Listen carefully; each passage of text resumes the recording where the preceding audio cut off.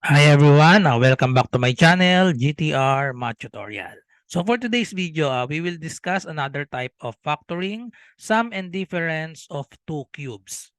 Okay, so we have two formulas. So unlike in difference of two perfect square, meron lang tayo sa difference, wala tayo sa sum.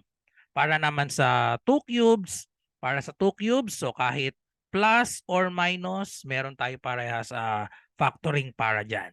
Okay, so first, if we have a cube plus b cube, so first factor is a plus b.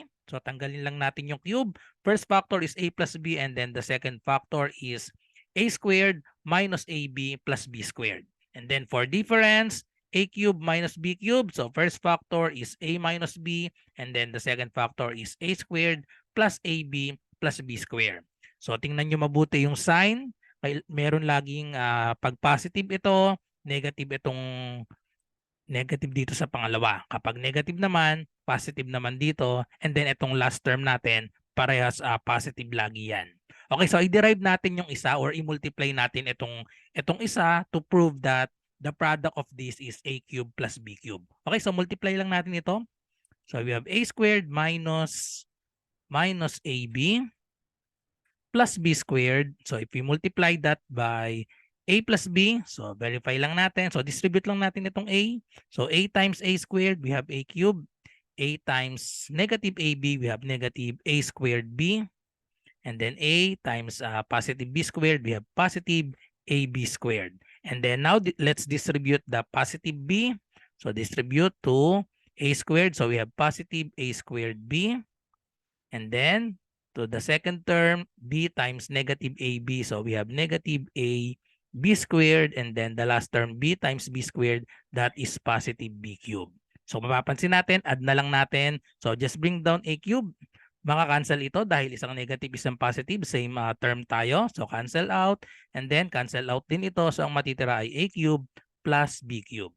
So that's why the factor of a cube plus b cube is a plus b and a squared minus ab plus b squared. So kapag minultiply natin ito, ang magiging sagot din natin ay itong difference of two cubes. Okay, so let's answer the 5 examples.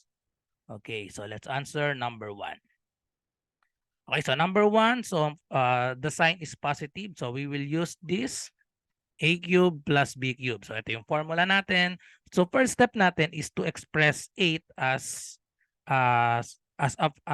exponent of 3. So 8 that is equal to 2 cube. So we have x cube plus 8 that is 2 cube. So now ang first factor natin ay yung kopyahin lang to, tanggalin lang natin yung cube. So ang first factor natin is x plus 2. Okay, so tanggalin lang yung cube.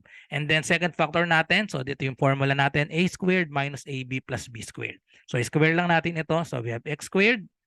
Tandaan, laging ang sign nito, netong una, tsaka yung sign dito, opposite lagi yan. Okay, so ab, so multiply lang natin yung x and 2. So we have 2x and then plus the square of the second term. So x squared minus 2x times 2 squared or equal to 4. So therefore, ito na yung factor ng x cubed plus 8. Okay, so next number, number 2. So number 2, we have 27 minus y cubed. So ang sign natin is negative. So we will use this difference of 2 cubes since 27 can be expressed as 3 cubed. Since 3 times 3 times 3, that is equal to 27. So we have 3 cubed minus y cubed. So it's now in the form of difference of 2 cubes. So therefore, first factor is just remove the exponent. So we have 3 minus y. So the second factor is square the first term. We have 3 squared, that is 9. Plus, so take note laging opposite ang sign nito. If negative, positive yung kasunod. So multiply this, 3 and y. So we have 3y. And then, ang last term natin ay plus lagi, square ng y, we have y square. So this is now the factor of 27 minus y cubed. Next number, number 3. So again, we have positive. So we have positive. So we will use this formula. Okay, so 64 and 125 express muna natin as cube. Sa exponent na 3 dapat. So ang 64, that is equal to 8 square, no? And or 4 cube. Okay? So 4 cube ang 64. Since 4 times 4 is 16 times 4, 64. So 64y cubed can be expressed as 4y cubed. Then just copy the plus. 125, that is equal to 5. 5 cubed. Okay, 5 times 5 is 25 times 5 is 125. So now it's in the form sum of two cubes. So first factor, just remove the exponent. So first factor is 4y plus 5. And the second factor depends on the first. So square the first term, 4y times 4y, that is equal to 16y squared. And then the sign is negative. Just multiply this. 4y times 5, that is equal to 20y. And then square the last term. 5 times 5, that is equal to positive 25. So this is now the factor. Okay, so next number, number 4.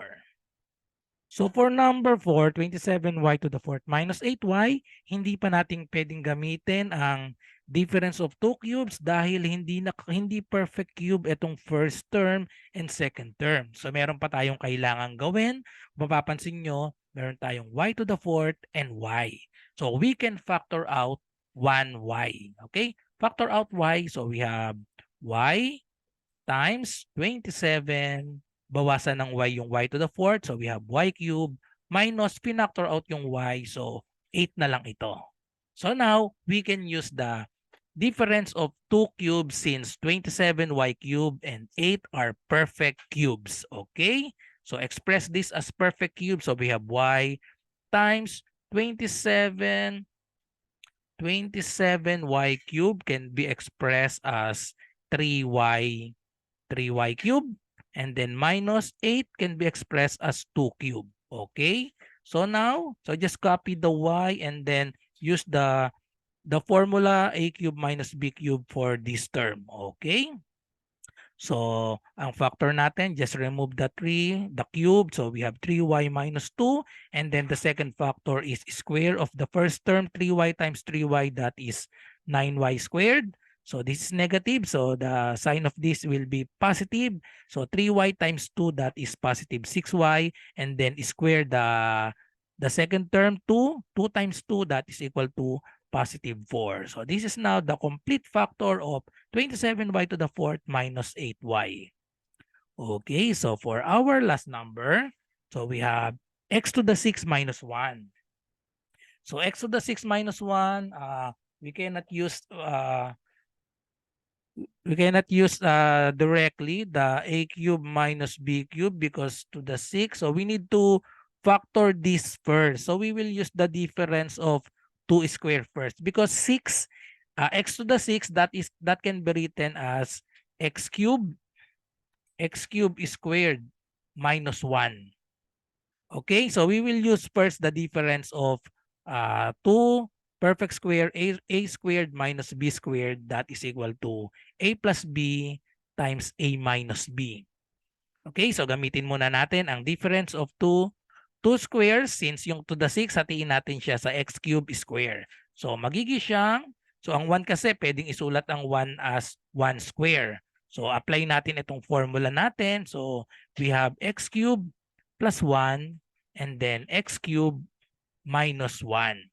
So ngayon, gagamitin natin parehas ang sum at saka ang difference of 2 cubes. Since perfect cube na pa sila parehas, x cube tsaka ang 1. Ang 1 ay perfect cube yan. Since 1 times 1 times 1 ay equal sa 1 pa rin. Okay, so therefore, so ang factor natin, unahin muna natin to. Pwedeng isulat, pwedeng ang 1, pwede nating lagyan yan ng 3 dahil ang 1 cube ay 1 pa rin. Okay? So therefore, first factor, dito muna tayo sa x cube plus 1 cube. So we have x plus 1. Second factor natin ay square the first term, x squared. Kapag plus ito, minus dito. So multiply x and 1. So we have x. And then 1 square is positive 1. Okay, so next, ito namang isang i-factor natin, x cube minus 1 cube. So just copy, just remove the exponent. So we have x minus 1. And then the last factor is depends on this. So square the first. So we have x squared, the product of x and 1. So if this is negative, this will become positive. Opposite lagi ang sign. So x times 1, we have positive x. And then square the last term, 1 squared, that will be positive 1. So this is now the complete factor of x to the 6 minus 1. Or kung gusto nyo, pagtabihin nyo itong dalawang binomial, x plus 1, x minus 1, tsaka nyo isunod itong dalawa. Pero anyway, kahit ano namang pwesto niyan, because of commutative property, ay tama na rin yan. Okay, so that's it. I hope nagustuhan nyo ang explanation ko para sa sum and difference of two cubes. So thank you for watching. Kung meron kayong math question ay i-comment nyo lang po dito sa aking channel. Pwede rin sa aking FB group or i-DM nyo ako sa aking messenger na RJ Enseñado. Bye-bye and God bless.